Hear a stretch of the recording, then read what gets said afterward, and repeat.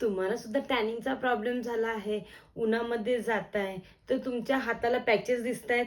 अर्धा हात काळवंडलेला आणि अर्धा हात तुमचा जो ओरिजिनल कलर आहे तसा दिसतोय.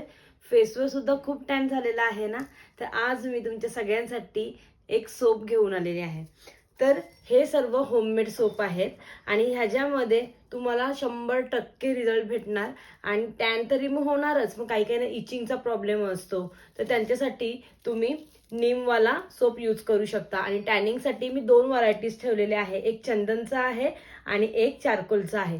तर तुम्ही हे तिन्ही सोप यूज करू शकता. आणि हे जे सोप आहे ते फक्त बॉडीसाठी नाही, तर तुम्ही फेससाठी सुद्धा यूज करू शकता. जर कोणाला हे सोप पाहिजे असतील तर मला मेसेज करून नक्की सांगा.